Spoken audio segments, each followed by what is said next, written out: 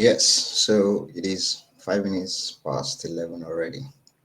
So, hi everyone, good day to you from wherever it is you may be joining in from. My name is Sadiq, and I'm the CTO and the software engineer at Scandium Systems.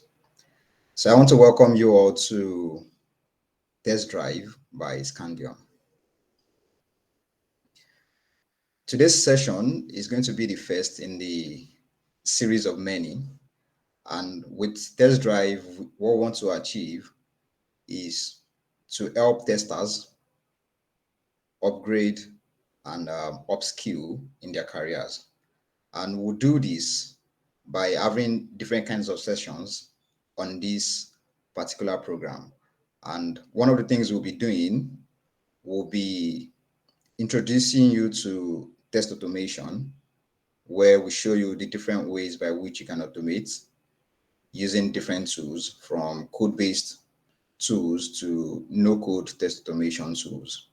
Also, we'll be sharing some testing best practices to help you get better as a tester. We'll be sharing job opportunities when available. We'll show you different kinds of tips and tricks on how to be a better tester generally. So also, this will be a community for testers to be able to interact, to share ideas, and to share a lot of opportunities. So, quick one, this entire event and series is being brought to you by Scandium. And Scandium is a no-code test automation tool to help you automate your test cases without having to write test cases. So whether you're a software engineer, you're a software tester, or even a product owner, technical or non-technical, with Scandium, you will be able to create and maintain test cases without having to write a single line of code. This product and platform is built by us, and with a lot of pride, I can say we are the first and the only ones building this in the entirety of Africa. I think that is something that I'm very proud of. So, on today's session, being an introduction, we'll be introducing you to a couple of things. First of which is an introduction to test automation in itself. So, we'll talk briefly about test automation, share some of the tools you can use with you, ranging from Selenium and Cypress and so on.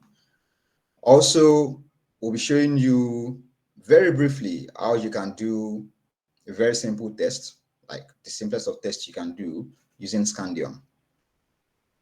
And also, afterwards, we'll then take questions and feedback from the audience.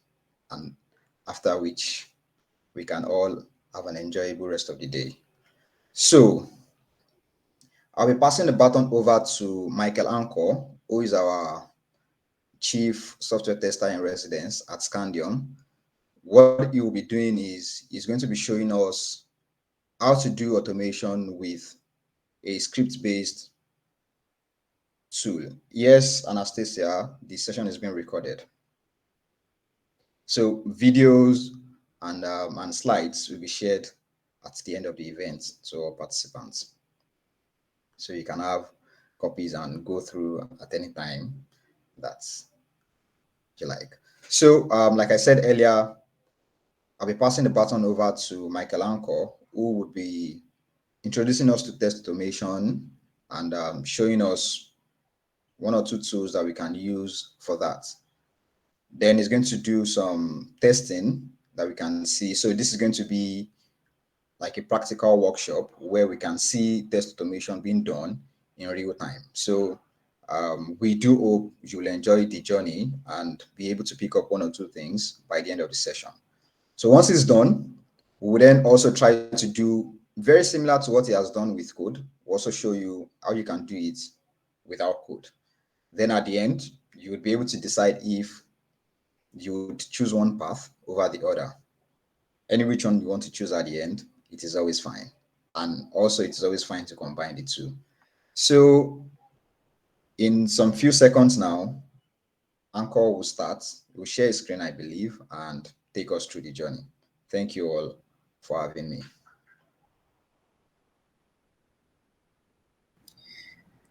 All right. Thanks a lot, SDK. Good afternoon, guys. Please confirm if you can hear me.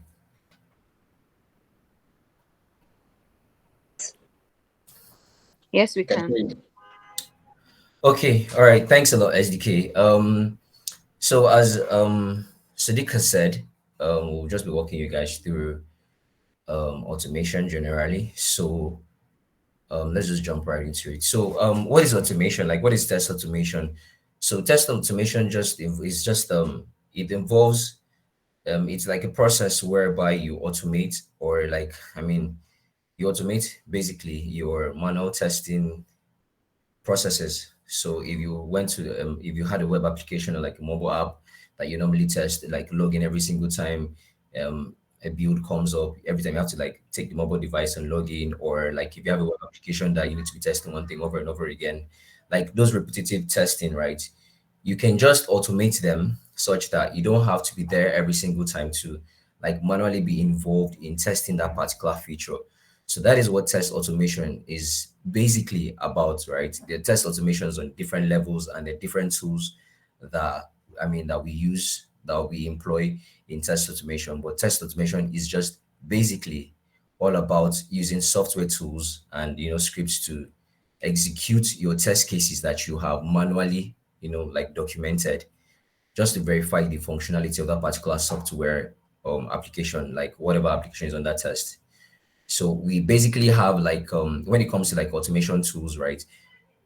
We're going to like be dealing mainly on web automation right now for the purpose of this session. So we basically have like two major branches when it comes to test automation. So we have automation, like when it comes to automation tools, we have automation tools that we refer to as code based. That is, it employs the use of code. Like you need to have a knowledge of programming language to be able to like use it. But we also have somebody has their hands raised. Are we taking questions now?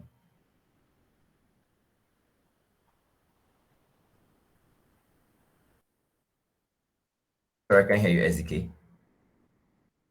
Sorry, you're muted. Yeah, I said I believe you have a slide to share with us so you can follow along.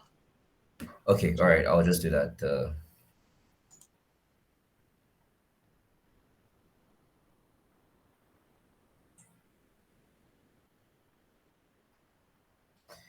Okay.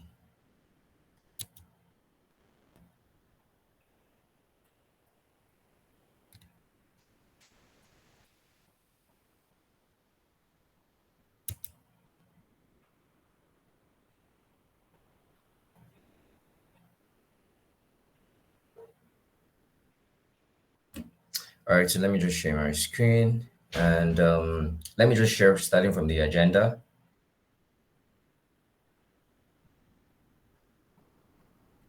Okay, so I believe you all can see the agenda that we have for today's session.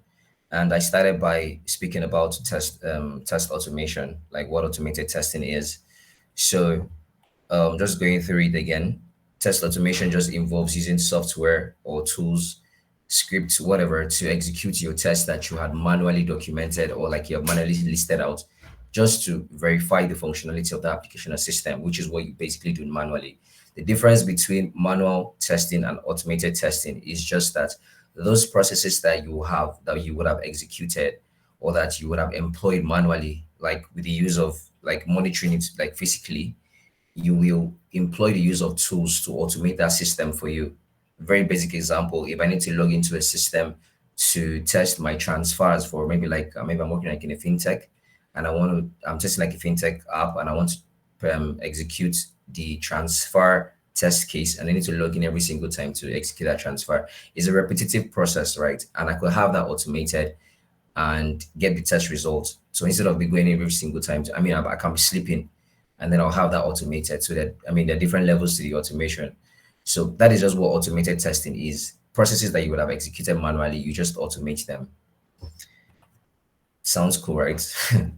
So for we have basically like differentiated the automation tools into two branches, which is the code-based and the codeless or non-code automation tools.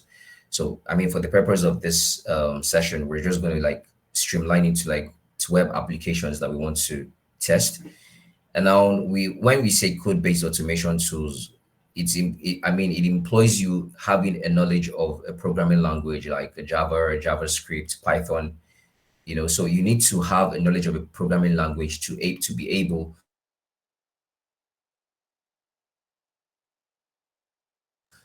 or automation pack or test suite. So that's why we refer to it as code based. It is necessary and it's very important for you to have a knowledge of a programming language to be able to drive these tools and use these APIs. So examples of these tools include Selenium, Playwright, Cypress.io, Apium.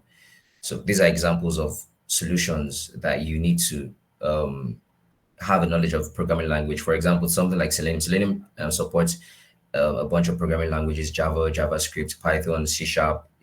Playwright, Java and JavaScript. Cypress is JavaScript. Apium you can use it Java, JavaScript. So you need to know these programming languages. Now, I'm going to take us through a sample of a code-based tool, which is Cypress. So I'm just going to show us an example. I mean, for the sake of this course, right, we're going to highlight both the code-based and the codeless. So, I mean, we're taking the code-based first. So I'm going to like highlight to you and show you how you can set up your Cypress. Just for demo purposes, we'll just take a sample website, show you how you can set up your Cypress, how you can automate your first script in Cypress, and just to show you guys how easy it is to get started with test automation. It's not that difficult as you think. So for this purpose, I'll be switching my screen share so I could show you guys and you guys could follow all what I'm doing firsthand.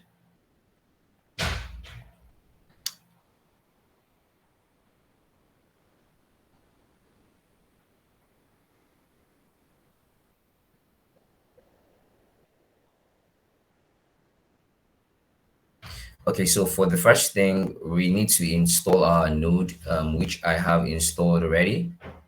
And so I won't go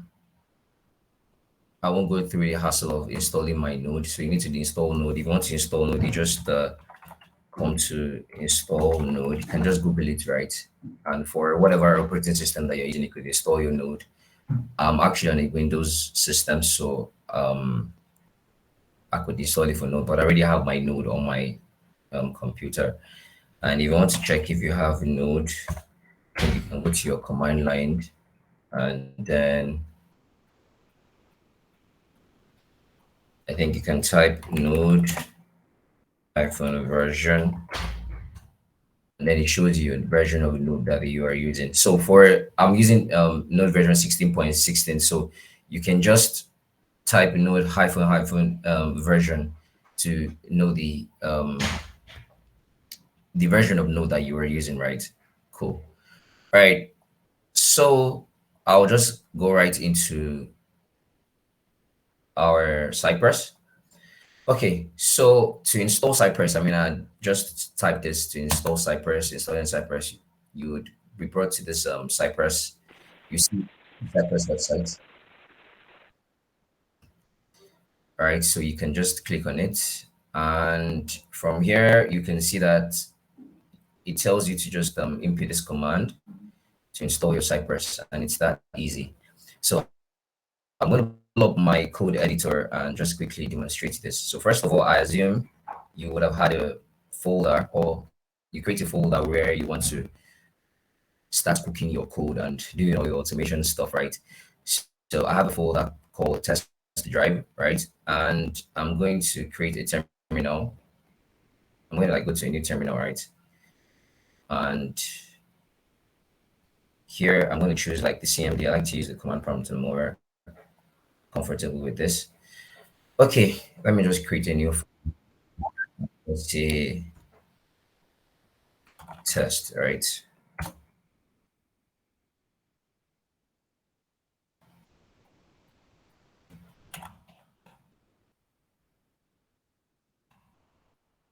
just if I want to like document stuff, right? Nothing serious. Okay, so first of all, right, we're going to. I don't want to be going through the slides, so I'll just write this here. So first of all, we're just going to go through. We're going to like install our Cypress. So installing Cypress is the first thing. We're going to go to the Cypress um, website. Just copy that command. I'm going to use npm, not yarn. Let me check. Okay, here it is. So I'm using npm. Okay, so I missed the process before this, right? We need to initialize. So we need to initialize our repo to be a node folder, right? So the first thing we'll do is do npm init. That's the command npm init. So this is initializing it. You can see it's asking me for my package name and it's assuming it's test drive. And there are a whole lot of other things that you can impute, but I'm just gonna be like be pressing enter throughout here because nothing serious, right?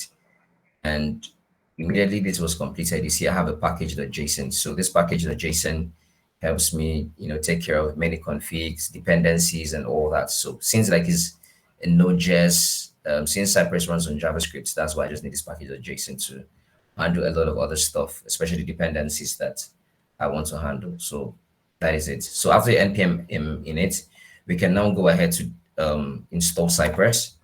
And from the documentation that I copied, this is the command npm install Cypress hyphen save hyphen save hyphen dev. So I'll just click on enter,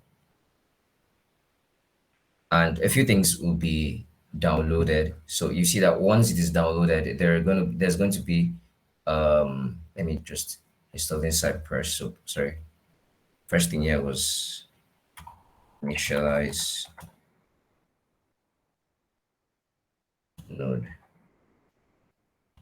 So the next thing here will be building Cypress. So here was npm init, and here was the Cypress command, right? Okay, so we see that it is completed. I'll go back to here, and if I open this, you see that we have node modules. There are a lot of stuff that has been brought in here. I mean, so you can see it. I mean, you can confirm that our Cypress installation is successful. But I mean, you see completed here when your command prompt. Okay, so having done this, what is the next step? So the next step for us is, let me just create a new command prompt. So the next step is that we're going to open our Cypress GUI, our Cypress interface, and then just follow through with it, right? So we just type Cypress open. That's simple. And enter.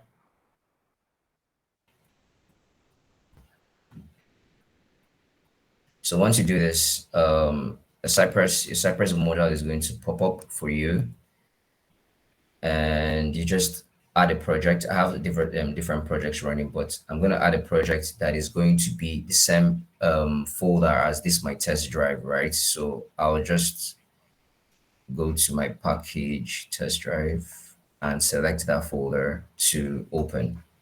Then you choose, I mean, I opened this same folder, but in my package manager, when you want to like upload a file, that's module that opens. So just go to navigate to the test drive folder.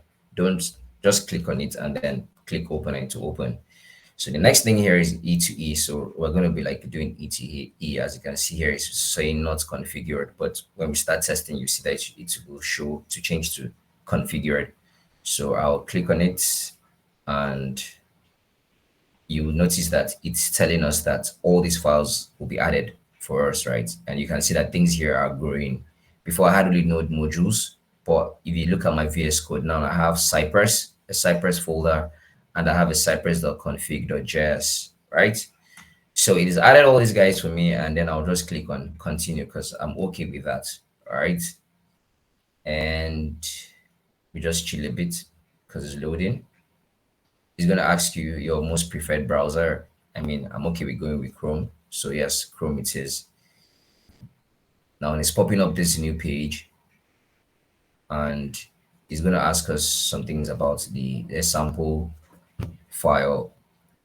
Okay, so it's asking us, do you want do you want some scaffold examples or want to create a new spec file? So I'll just click on yes, I want to create a new spec file, and then just say yes, because and it's giving us this sample format of how your spec file should look like. And then I'll say, okay, cool, just run this spec file for me. So I have this sample spec file here, and it's going to navigate to something on Cypress here. So we just give it a bit.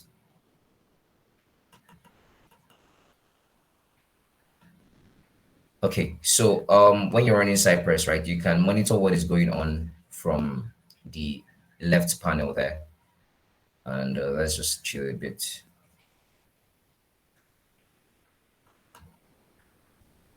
Okay, so this is the left panel I'm talking about. You can monitor what is happening from this panel here, right? So it's saying that this is the first command. I mean, this is like this first call. It's saying that it's going to example.cypress.io, right? You can see here. So you can be monitoring all your steps in your test when you're automating. So this is the website, just a sample website from Cypress, right? Cool. So I'm going to minimize this, and then we will go back to our main thing. So in the Cypress, you see we have E2E fixture support, but I'll concentrate on E2E. I mean, this is not like a full Cypress course, but we're just trying to get you started with Cypress. This is the sample spec file that Cypress created for us. And if I open this spec file, we see that it has just one command that says navigate to example.cypress.io, right? And that is what we have here. So we just navigated here. Cool. So we have a sample website that we're going to like use. We want to use source demo for the sake of this demo. So I'm going to like open the website so that we can all see it. So I'll navigate to source demo, and then I'll just walk us through what we're like basically going to automate. I mean, before you automate, you have to have like what you want to automate. So let's say I had a test case that automated a happy path for me ordering stuff from this website. So this is the we have username and passwords here. So these are different users. Well, for different scenarios, if you try the locked out user, it's going to tell you the user is locked. This one is a user that has some problem. This is the user that has a performance glitch, whatever. So we're just going to use a standard user, which is already pre-filled here, right? So I'll just log in, and what I basically want to do is just to add maybe like one, two. I'll add two items to cart, right? And let me remove this. So notice that when I add an item to the cart icon on the top right corner increases. So if I add another item, it increases to two. So I'll most likely like to validate this because I don't know if the developer might cook beans tomorrow. You get. So when I'm done, I mean, I just want to add two items. I'll validate that this icon, I mean, there are two items in the cart. So I'll just proceed to checkout. I mean, there are two items here. So this is like my cart. I'm going to fill in some info here. And this form actually has a validation that if you don't fill in all the details, you cannot proceed to checkout. So let's say I leave the postal code not filled, and then I say I want to continue. So we see this error message. So let's say I want to also validate that if the user does not complete all the details, the user gets an error message, right? So that's like an assertion. So I could include that in our code.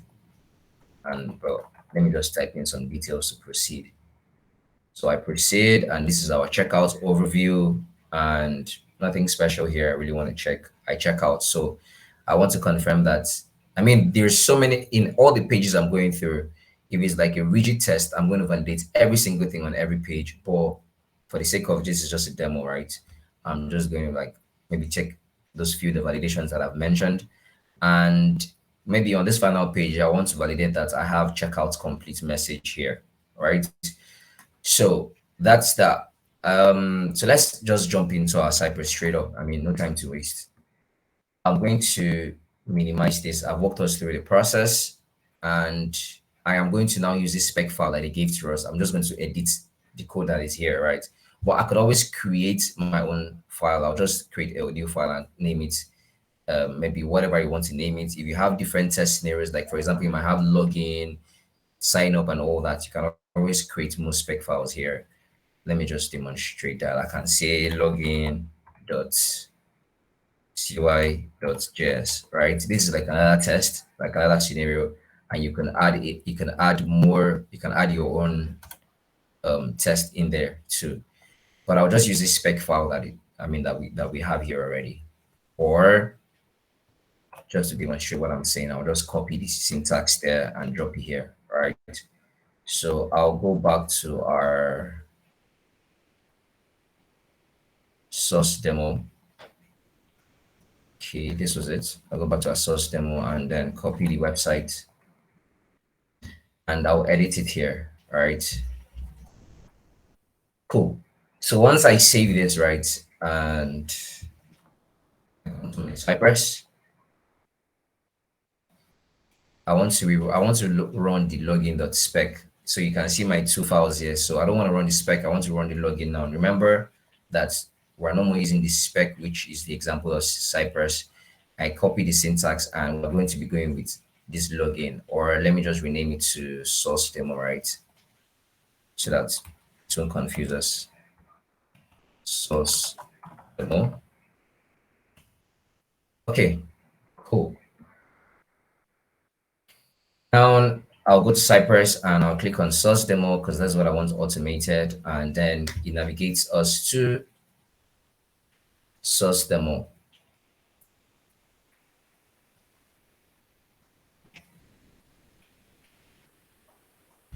All right, fresh. Cool.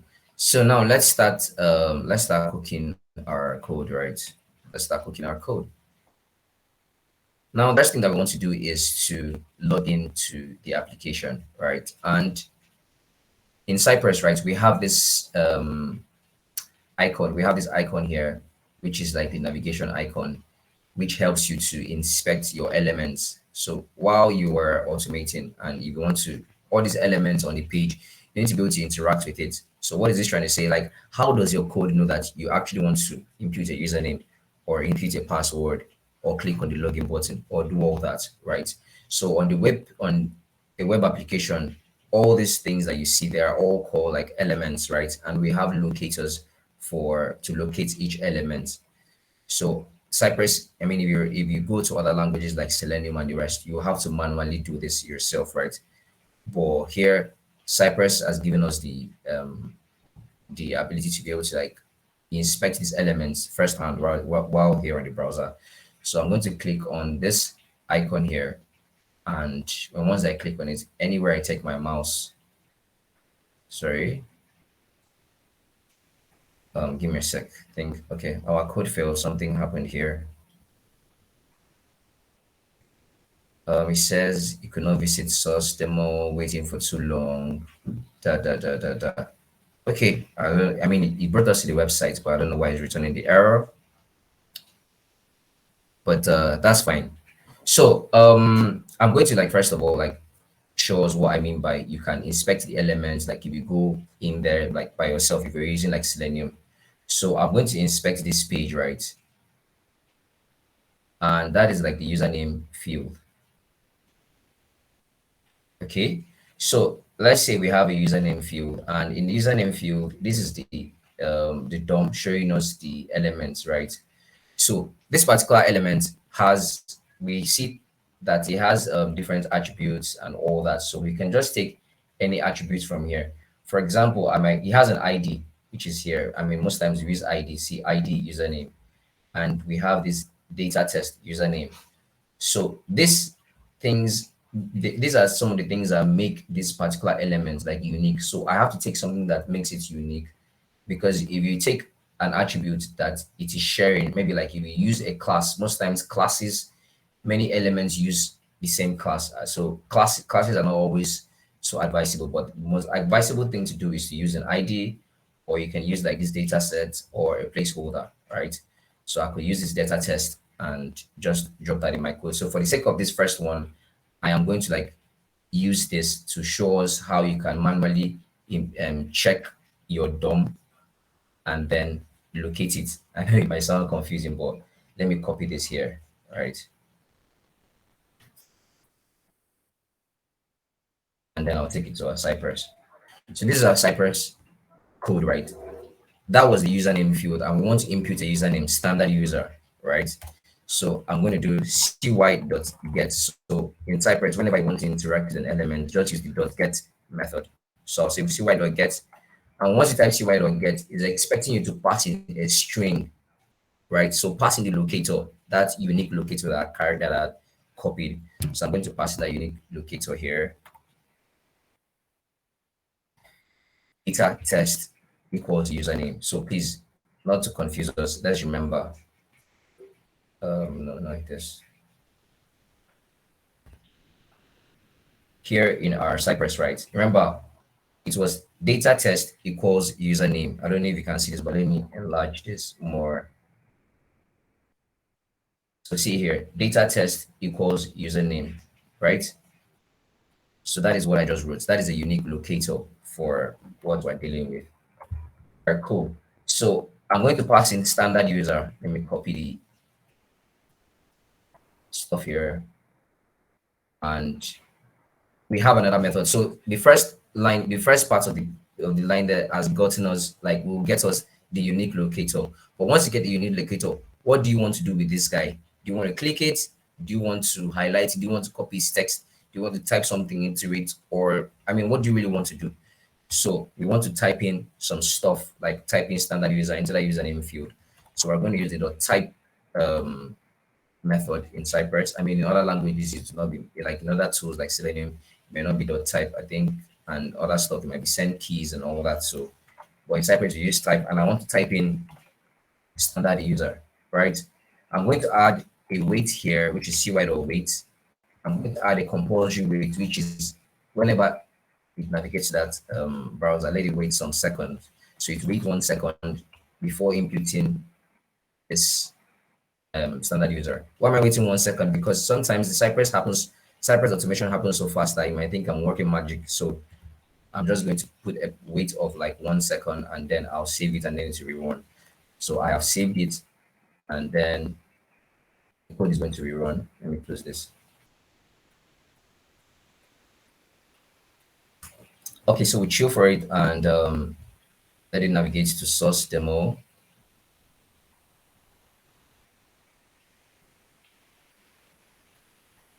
And sorry, give me a sec. It seems to be taking quite a long time. Let me take out this.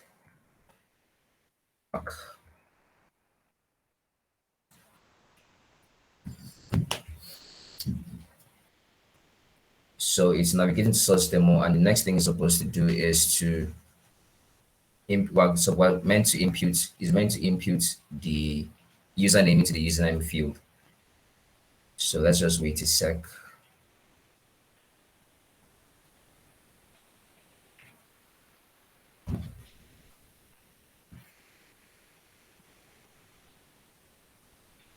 Let me check if you have any questions meanwhile.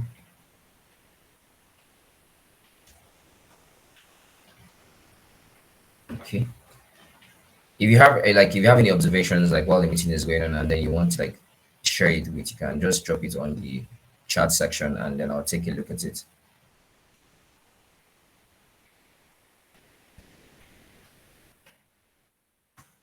Okay. So it's returning an error timed out after and try increasing page load weight. Okay, so it's returning an error, but let me check why it's returning an error, because everything that we're doing seems okay.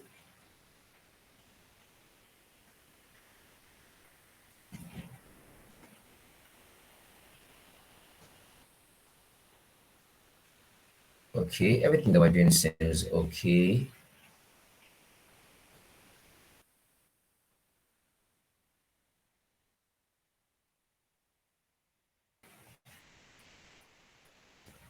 So let me try so there are some things I can put in the config, probably some security issues, but let me just quickly check that and impute that ASAP.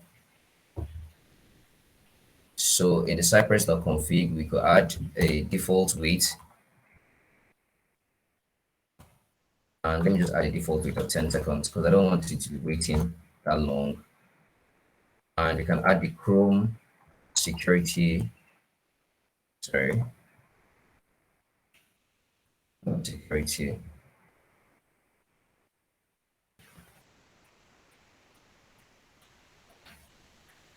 And then we can say this is equals to false.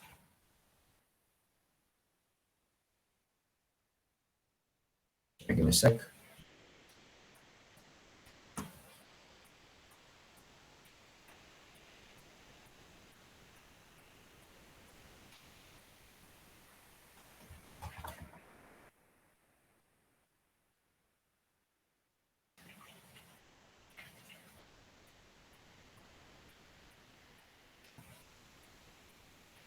Sorry, this some of these things happen most times in tools, so you need to like debug what the issue is. Probably I might have to just close the Cypress model and open it again, but it's all natural.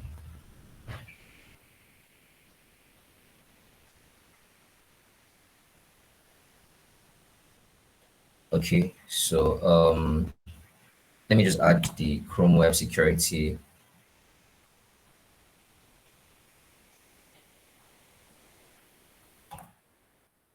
And drop it to false. Probably it might solve our issue.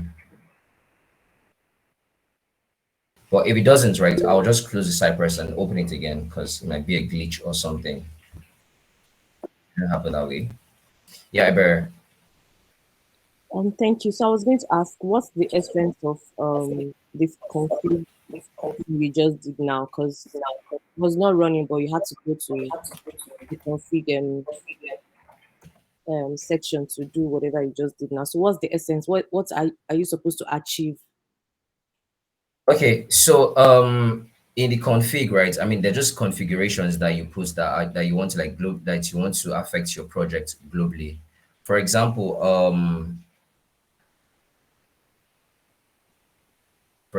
sorry, here I imputed the default command timeout, right? Which means this default command timeout, like the different configs that you can add in your Cypress code, this default command timeout tells my coder. I mean, sometimes you might have network glitches and your code might fail for whatever reason. Sorry, let me just close the Cypress model and then open it up again. I'll open it up again. So the config, right, is just for you to put like default configurations. There are things that you may want to add to tweak to affect your project globally. So that is what the Cypress config is for. For example, as I was saying, this is an implicit wait, telling my code to wait at least 10 seconds before returning an error. Because sometimes you might have network glitches, your network may not be so good, and Cypress might return an error in just a split second for you, right? But this is trying to tell us that wait for like 10 seconds before you return an error, right? This Chrome Web Security, it's an error that sometimes happens, and it allows you to control web security features in Chrome, like during your test execution. So it disables there's this same origin policy in Chrome browser that lets you disable it. So at the idea, I was wondering maybe that was probably the cause, but I just closed the Cypress. I'm going to open it again because everything in the code looks fine. So I don't know if that answers the question concerning the Cypress.config. It's just for you to put custom configurations that you want to affect your project. There are different configs that you want to add depending on what may happen, right? So I don't know if I've answered your question, Iberia. Yes, thank you. All right, cool. So I closed the Cypress and I clicked on Cypress open and then I'm starting it up again.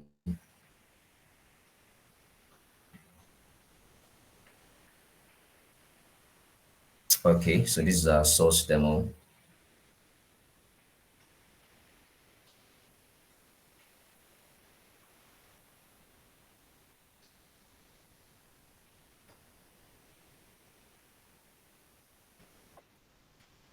Okay, another question.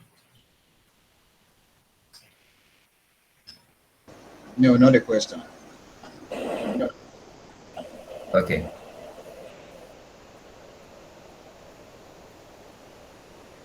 Okay, cool. So, I mean, I closed the demo. Probably there was an issue glitch. So you can see that the standard user is imputed here and it's not any magic. So you can see that now our code is working as expected.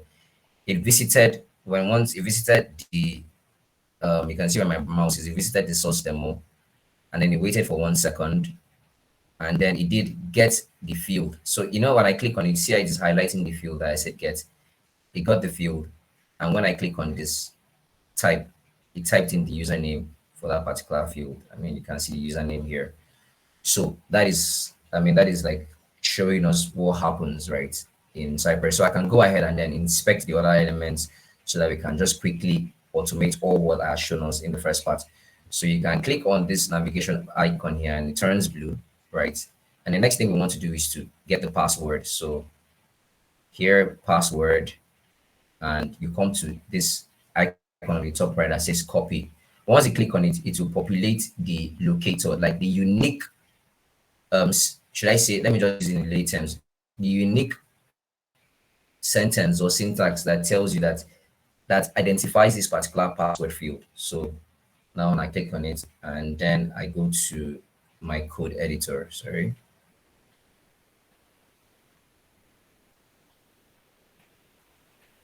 And then back to my source demo. So the first thing we did was input the username. Next thing is the password dot type. And what was the password? Let me minimize this so I can be toggling between both of them easily. The password was source demo, so I'll just secret source, sorry. So I'm going to type secret source as a string. So after that, what was the next thing that I did was to click. I want to click on login. So I'll see why. Okay. So I'll copy. I'll go to this again and I want the login button. So I'll click on it and copy. Take it back to my code. And this time around, we're not going to do dot type because we want to click on something. So we use the click command, right? And then it clicks. So I'm also going to put a wait here so that you guys can see when it happens that I was actually in. 2 seconds wait. And then back to here. So if I want to keep on navigating on the application, all I need to do is just to toggle up this guy. So I can actually pass in. So in Cypress, you can actually be doing the process and be automating at once. So I'll pass in this guy and actually click on login. And here, I'm logged in. Now I want to add 2 items into the cart. So I'll click on this guy again. This guy turns blue because I don't actually want to perform an action. I just want to inspect. So I want to inspect this add to cart. So here, right, I'm going to copy this guy. So I'm adding the first item to cart. So I'll just add a comment here so that, it's good to add comment in your code. Add first item. So I'll drop the CY.get.click here.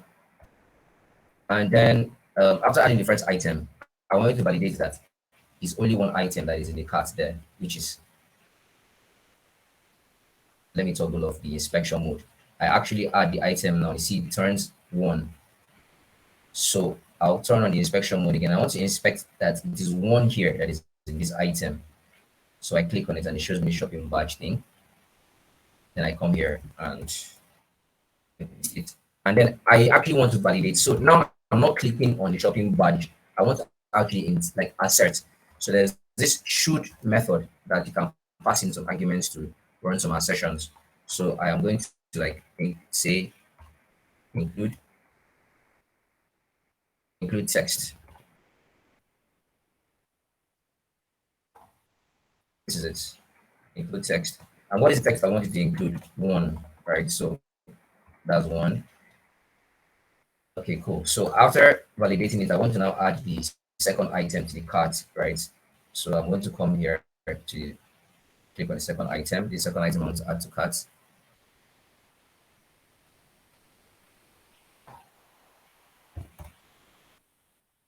Sorry, I didn't copy that. I'll do add second item. All right, cool. And then I do click because I actually want to click to add a second item. And after clicking the second item, I still want to validate that the number increases to 2, right? So I copy the same code I use on line 11. And then I'll just change the syntax here to 2. Delete that.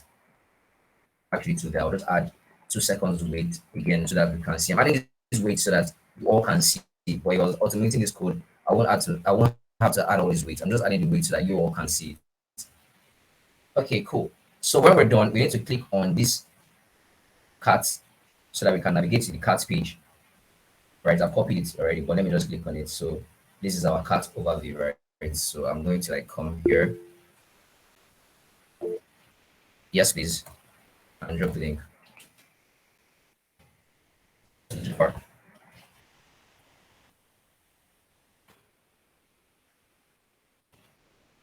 Okay, so yeah, Jafar.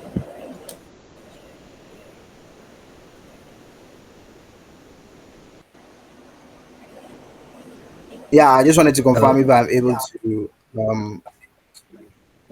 have like save. How do I sort of save this and run across multiple products? Let's say not exactly the same scenario later. And then as for the no code part as well, how do I do this?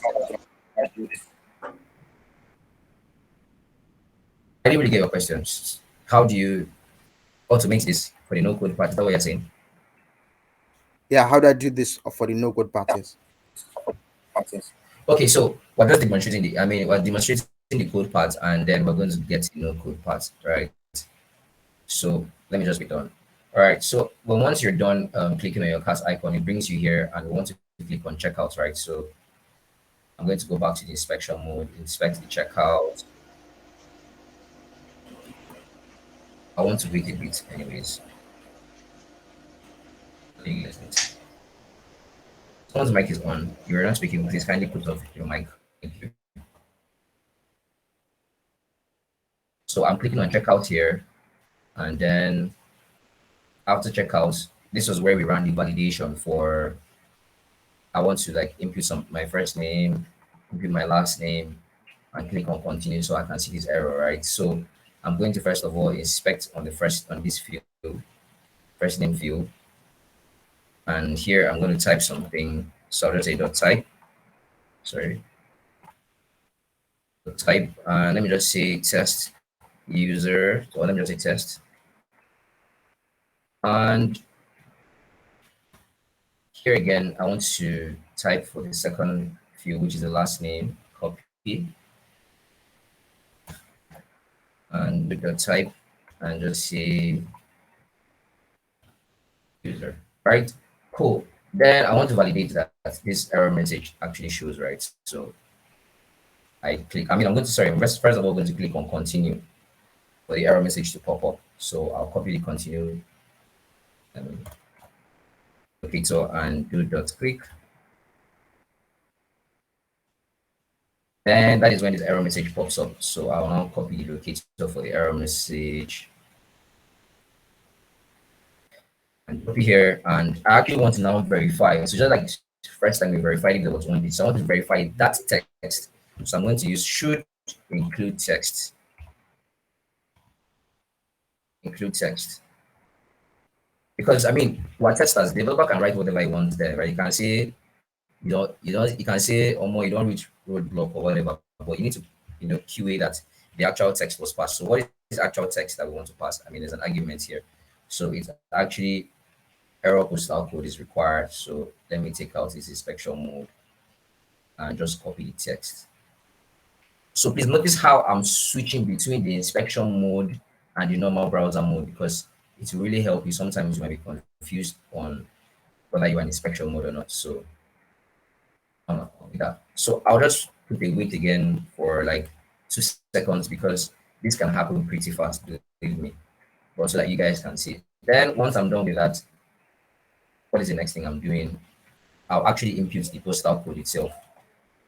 Let me switch to so that I can navigate off this page. So I'll do this dot type. I'll pass in any postal code, maybe 1234 or whatever. Then when we're done with this, we continue and then we see this page. So I'll click on finish. All right, so finish. Oh, I didn't copy continue. Sorry. Click continue. I may have to go back, navigate back, or I'll just inspect it myself. So right click finish. After inputting the postal code, I didn't click on continue. So let me see if I can navigate back. Let me do this.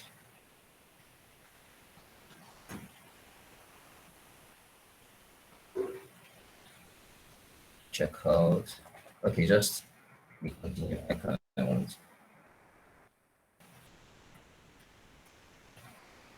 So after continue, let's click. I'm actually clicking the continue button, and that's when we can now click on finish.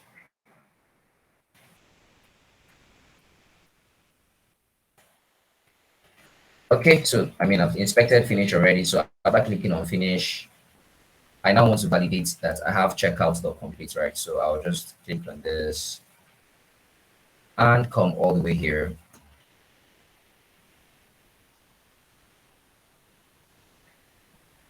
And run the validation. So it should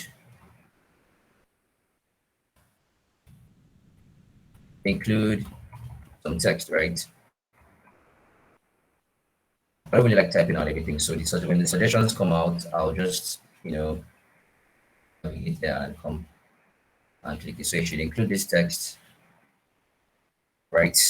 And then Viola. So it seems like we're done with our code. So I'm going to save this, and then I mean once I save, Cypress automatically like reruns itself, right? It's a config, but you can always change it. So once I save, you're going to see all these things in play, and then I'll walk us through. And then when we're done with that, then we'll check how it's done in the no code part. So I'll save this, and then I'll take us back to Cypress for browser. So we see how everything is going to start again. So you see, it inputs the username and password. It's going to add the first item. I mean, look at all the assertions. I told you it was going to run pretty fast. So everything is running really fast. And in less than 5 seconds, everything should be done. Oh, I think I copied the wrong. This thing is going to fail. I copied the wrong text. Sorry. Okay. It says, well, let me see where it stops. So it stops here. Oh, I copied the wrong text. I didn't reach the final. So, sorry. I'm supposed to click on finish.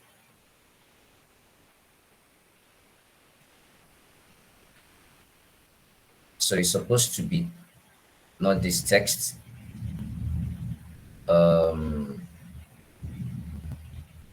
It's supposed to be checkout. It's supposed to be complete here, but I copied the wrong text from here. So let me just edit that in my code straight up. After finish, I'm sorry, the process seems glitched. Continue. So we have it here. Finish. Okay, I think I didn't click on finish. Oh yeah, so I didn't actually click on finish. I just got it. So that is why the text here is showing as overview, not complete, because I have not actually clicked this. I only just got the elements. I didn't click it. So let me add dot click. Right. It happens all the time, folks. So save and then running again.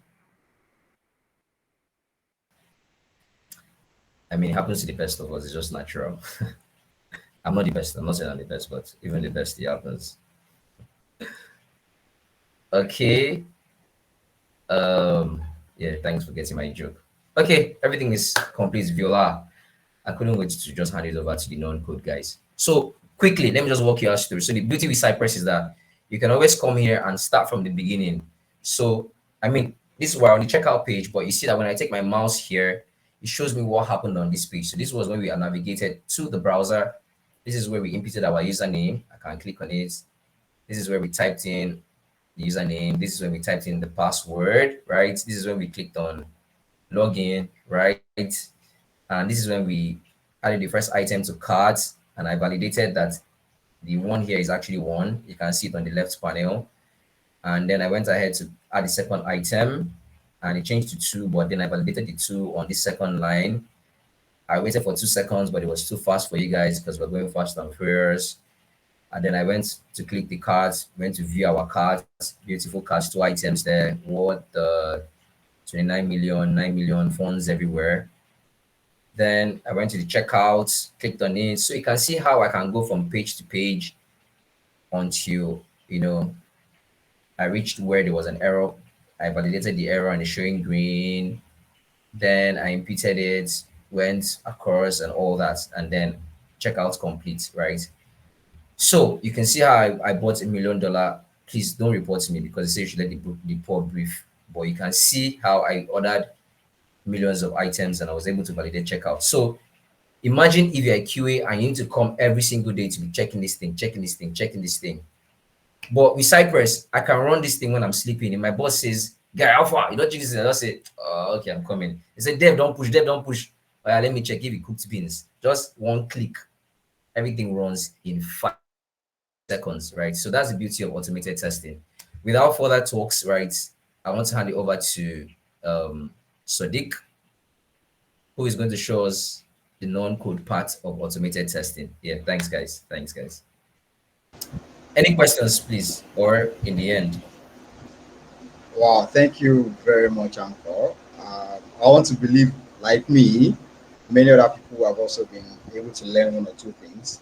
And I would say my favorite part of your session were the glitches and the issues, because these are things that we face in real life.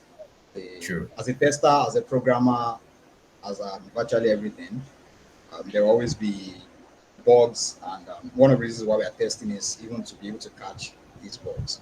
So we really appreciate you. So before I move on to the no code parts, do we have any questions quickly for like 1 or 2 minutes? Okay, Uko, you have a question. Good Please go morning. on. I have a question. Hi, good morning. Good morning. So now, first of all, is which version of Cypress are you using? Okay, I can check that. I think if I do Cypress version, um,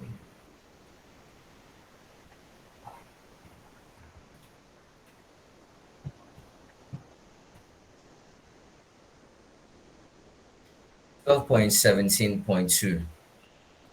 10.17.2. 12.17. Oh, okay. I'm not sharing my screen any longer. Let me just show you. 12.17.2. I can just drop the comment. I can just do npm space list space Cypress and it shows you the Cypress that you have installed. So that's the version I'm Yeah. using. Oh, 12.17.2. okay. So now, I keep getting an error each time I try to use Cypress. It keeps telling me cannot load because running scripts is disabled on this system. Okay, I can always help you. Like maybe like later after the call, you can just drop your issue on whatever channel, or you can contact me. Then I can help. I will gladly help you resolve your issue. Okay, no problem. Thank you so much. All right, you're Oh, welcome, boss. okay. ID, thank you for this. My question is, um, in a real life scenario like what you just displayed now, I know they're like Selenium, they use a lot of framework pattern and stuff. Is that also applicable to Cypress aside from this normal linear framework you just used? Like in a real life scenario, in a real project, can you apply this method or it has to be in a page object model pattern? Oh, okay, I get what you're saying. In a real life project, right? It would be when you say page object, you're speaking like my bosses. So okay, to answer your question in brief, right? In a real life scenario, you organize your test more than this. This is just like for demo purposes, but in a real life scenario, I would organize my script in a more sexy way, right? Where it's easy to manage and everything, right? Lightweight, yeah. So is this also applicable to Scandium, like for the no code base? Can you organize it in a very like sexy way, just like you said, like I don't using the know. local? Sadiq could show us. Okay, So okay. probably it should. These tools are really like these tools are no code tools are here to as to work as the coded tools are, and they try to make things easier for us. I mean, most no code tools. So, but I believe it will. So they could show us how Scandium works. Okay, thank you. Thank you. All right. Do we have any more questions? Sorry, there was Yeah, one more question. I think someone had asked me for my account number. Was it Gwen? I can submit Oh, okay, mine. okay. Maybe it's a mistake. All right. Okay. All right. Okay. Thanks. Thank you very much for your time. And I believe there are no more questions for now. And I'll now be taking us through the no code part. And I want us all to sit back and witness sweetness. So, I want to test with Scandium. Like I said, I would say it once again. We are the first and the only ones building something like this in Africa. And I'll take you into our world now. To get started testing with Scandium, what you need to do, go to our website, getscandium.com. Okay, let me share my screen so that's all see.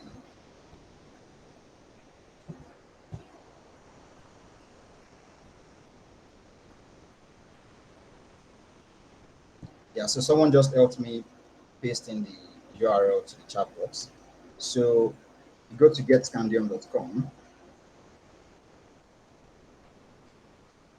From here, yeah, you can see a couple of information, just something to convince you.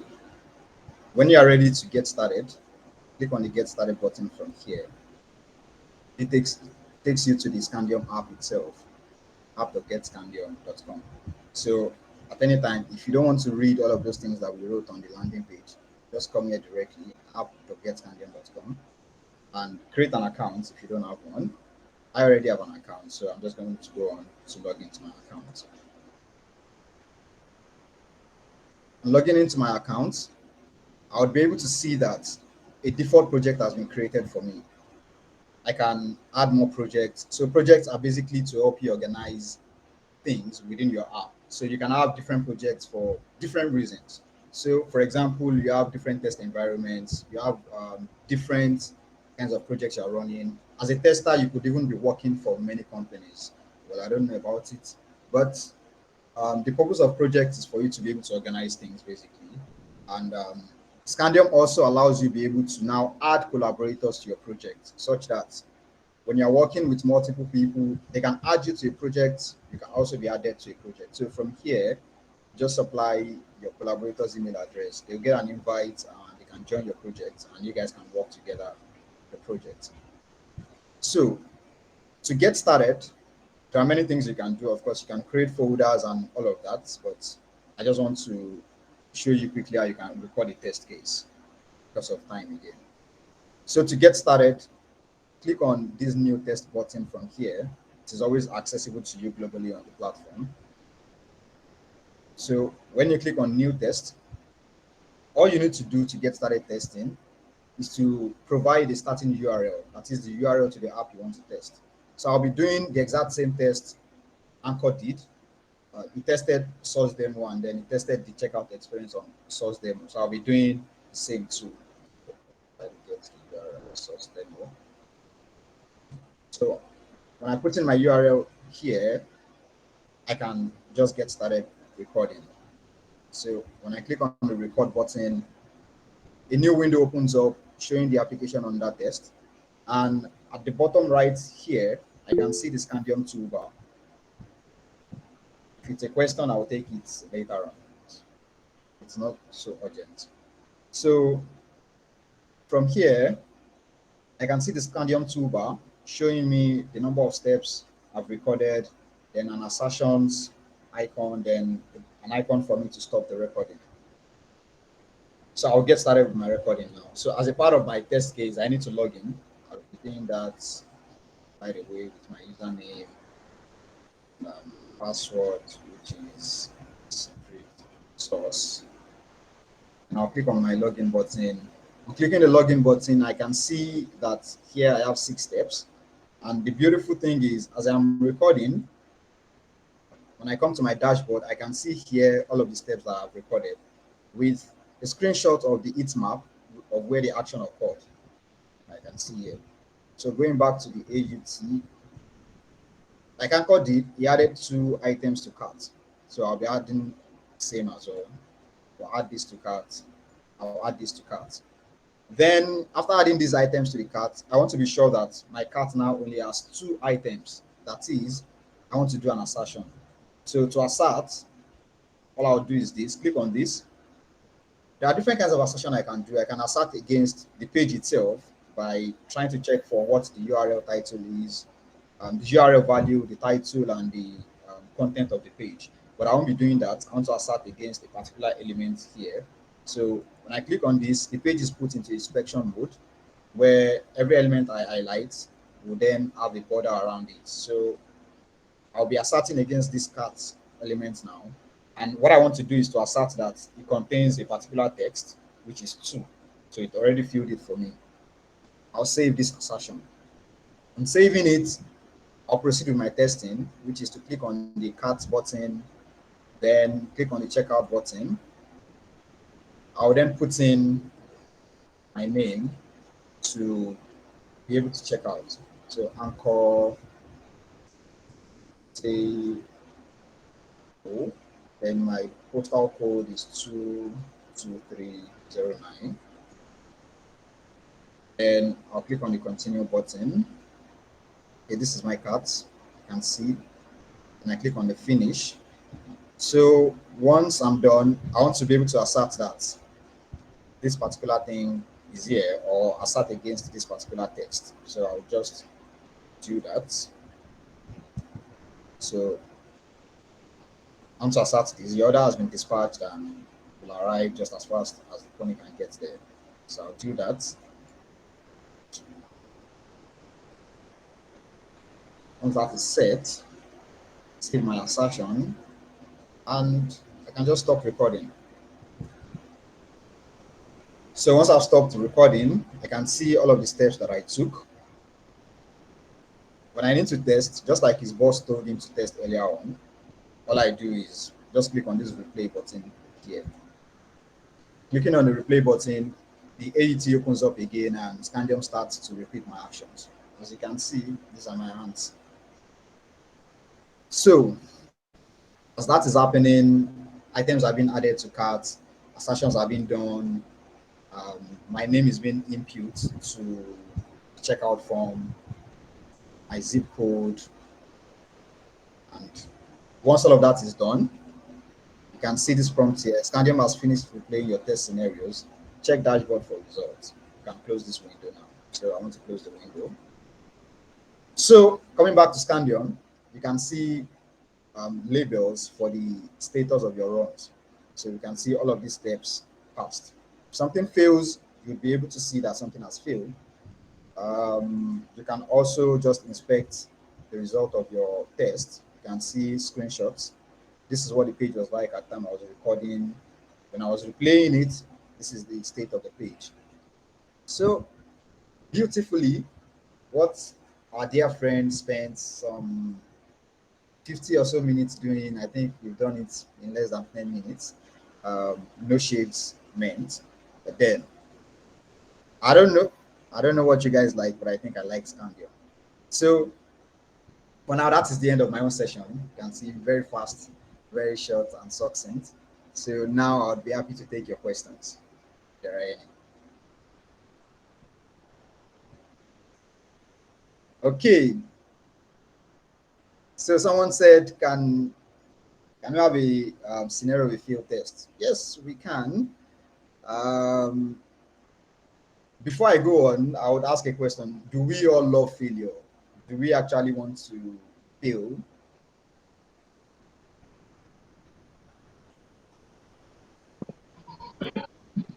Okay, people are saying they don't want failure. So I don't think I like failure too. But then just to demonstrate what failure can look like, what I'll do quickly is okay. So for our cart item here, where we did an assertion that the cart contains two items, I will just update the assertion to check that the cart contains 0 items. So I'll come to my Scandium test here. To this particular step, I'll expand it, click on the settings icon. I would see a number of settings that I can do on Scandium where I can change the selector, I can change the title, can set some certain condition wait time, and the likes. So what I'll do here is to just change the expected value from 2 to 0, which I did here. Then I'll replay my test. So the AET comes up again, puts in the username, the password.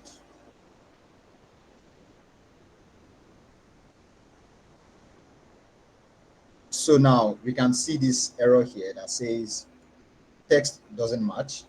Was expecting 0, but he found 2. So it means there are 2 items in the cart. So coming back here, when I view the step, so I can look at the screenshots and see that, okay, my assertion was to assert that 0 item was in the cart. But from here, I can see that there are 2 items in the cart. So that gives me an idea of what failed during the test. So again, did we enjoy the failure as well?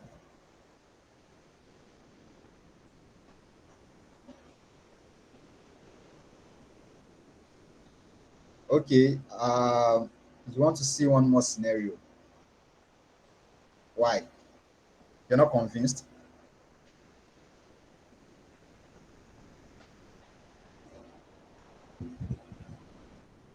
Michael and Okoyemi are raising hands. Can I have your questions quickly?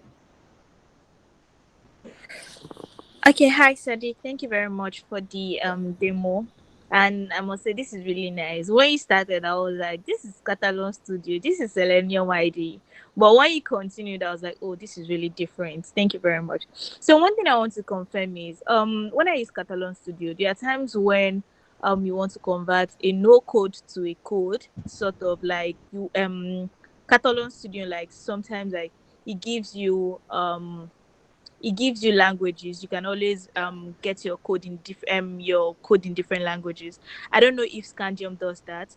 And aside that one, in a situation where you need to change your parameters, you need to change some things that you've input, is there a way that you can do that on Scandium as well?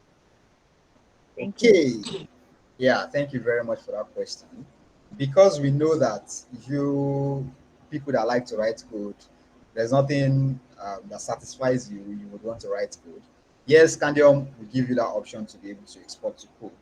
However, we want to build Scandium such that no matter how stubborn you are, you still will not have to write code. So we're giving a lot of customizations that you can do. Yes, one of those things would be to be able to even add custom code. So just like Catalan Studio has given you, you would also be able to convert with Scandium to your code. So eventually, even to things like converting to Puppeteer, to Playwright, to Selenium, to Cypress, to code that you can run in every one of those platforms and frameworks, Scandium will give it to you. But I'll not do demo of that today. So about updating your parameters, yes, you can do that. For instance, in this case where I imputed a username, so if you need to update your username and rerun the test, you can do that from here. So I am editing this particular step now where I put in a username. So I did that here. And even if you want to update the selector of your element, you can do that easily from here. And additional things that you can do, you can decide to skip a step or even set some certain conditions before a step will be executed. So probably you want to be sure that one particular element is on a page before you execute that step. So all of this precondition mode gives you um, that kind of access to do that. Also, you can set step delays where, okay, do we want Scandium to wait a little before executing this step? Or even step timeout that allows you to tell Scandium to wait for a particular period of time if it doesn't find an element. So Scandium just keeps retrying until it is able to find the element or your timeout elapses. So these and more customizations, which are on the way, are things that you'll be able to enjoy with Scandium. So did I answer your question to satisfaction?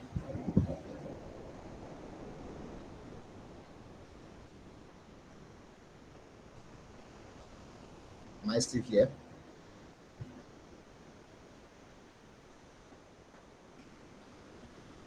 Am I lost?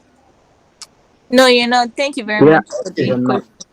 Okay, so can we have the next question, please?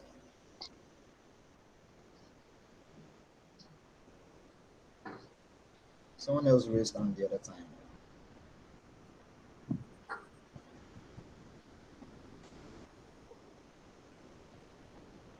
Okay, no one else. So, any more questions or feedback, suggestions, observations?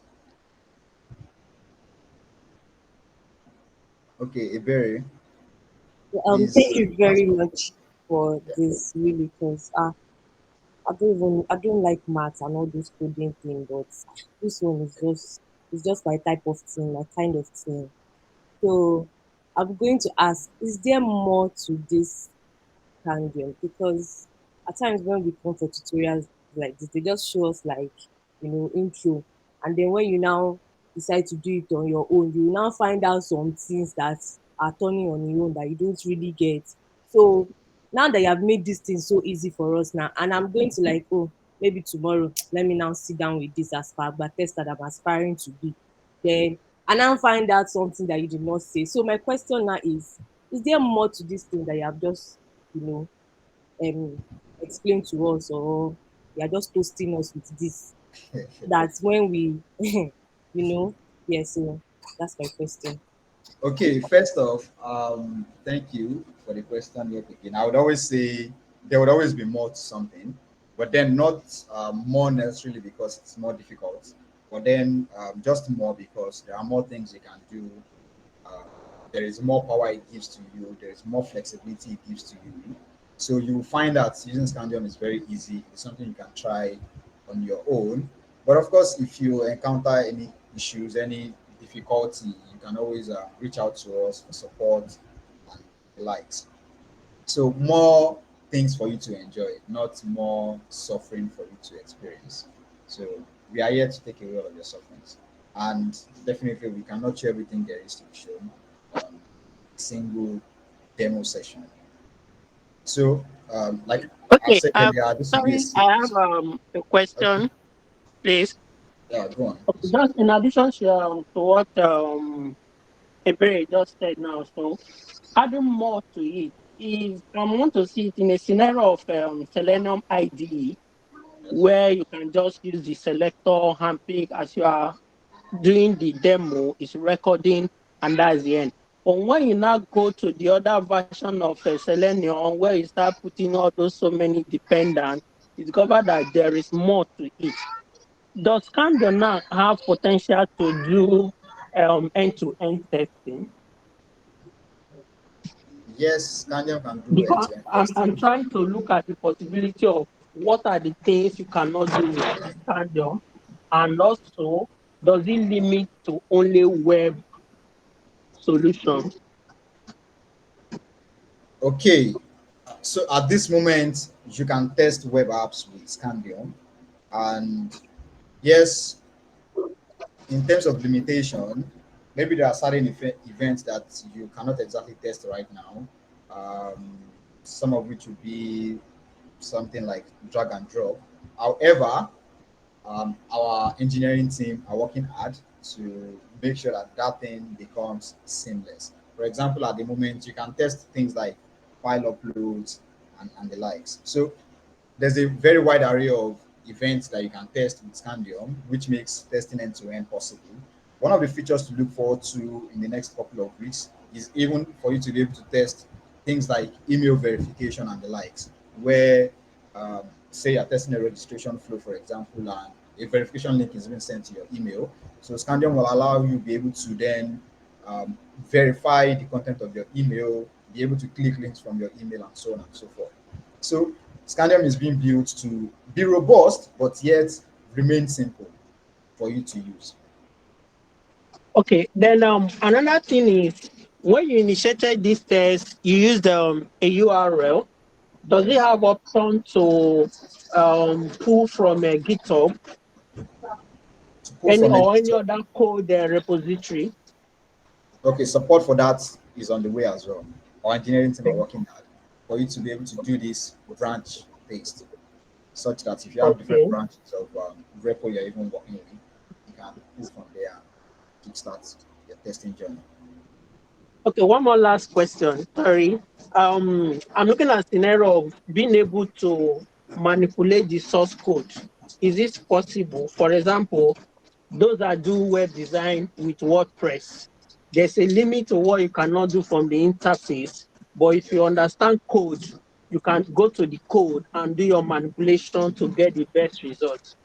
So since Scandium is more of a GUI thing, is there option for you to be able to manipulate your script so that it can give you that result if you are not able to achieve it from the interface? Yes, there will be that option. But I thought you said you don't like complexity right now. Like you don't want it to be complex. No, sometimes it's not all about what we want, but it's all about what you can What you need to encounter do. when the real work comes. Because when the real work comes, it's not more about what you like, but what they want Yes. you to achieve. Okay.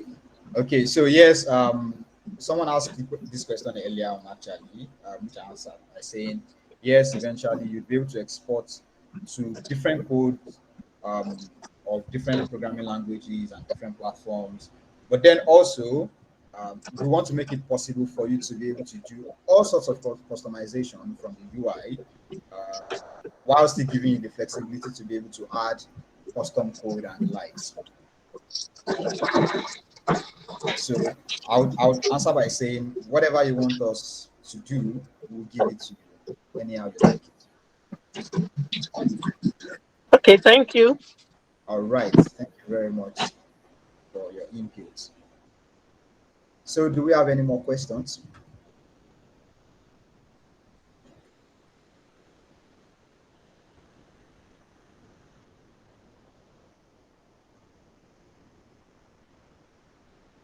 Okay, it looks like all questions have been asked. Sorry, there's a Okay, question in okay. the Someone chat. asked around data-driven testing. Yes, it is a feature that is on the way where you can test multiple. You can run a single test with multiple data. For example, you want to bulk test your login flow, for example, with different kinds of data combination or different kinds of username and password combination. And then will allow you to do that.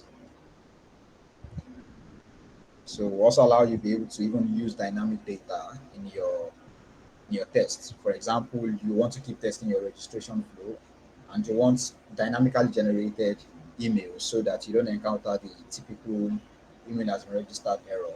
And don't allow you to be able to do that. So, do we have any more questions?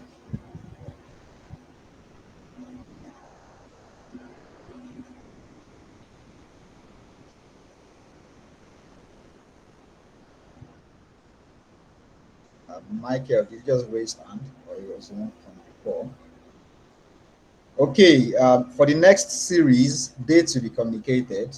If you registered for this event, you get first-hand information when we want to have the next event. You most likely might be seeing new faces. The Israelites are seeing today, or the Egyptians are seeing today. You might not see them again the next time. So where do we go from here? Okay, from here, mails will be sent to thank you for attending our event. You will be added to our community where, okay, as you're using Scandium, if you have any issues, if you have feature requests, you can ask. And also, slides will be shared for this session. Video will be shared as well. And yes, we'll not only be talking about Scandium, we are here to talk about tests in general. So we'll be giving more sessions. Some will be more in depth compared to what we had today. What we had today was just an introduction, just to see the very simple stuff with both Cypress and with Scandium. There will be sessions where we'll have more complex things to test and things like that. So this is just the tip of the iceberg. This is just only the beginning. We'll have more things to show and to give to you. So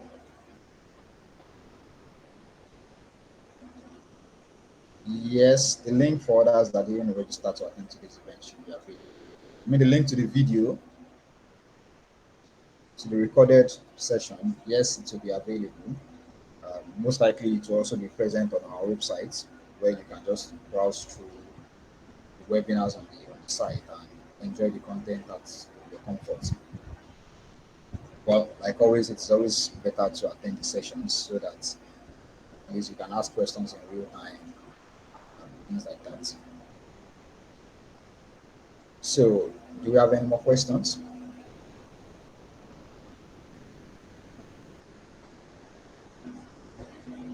All right. In the absence of any more comments and questions, we would like to appreciate you for taking out 1 hour 30 minutes of your time to come listen to what we have to say.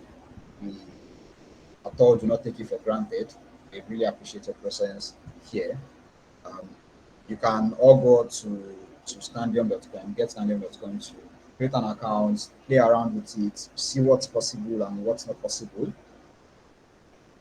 Scandium is accepted as an external testing tool in the Nigerian tech space. Of course, yes, it is. Scandium is a standard testing tool. You can use it, you can advocate for it within your various organizations. You've seen the light, let others see the light as well. So,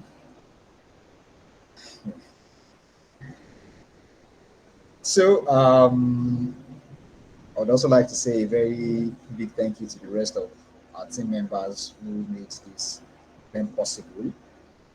Really, really appreciate your effort. We hope to see you again sometime soon. That will be all from me. You can just uh, call it a very good day and a very nice day. Wish you enjoy the rest of your day. Bye for now.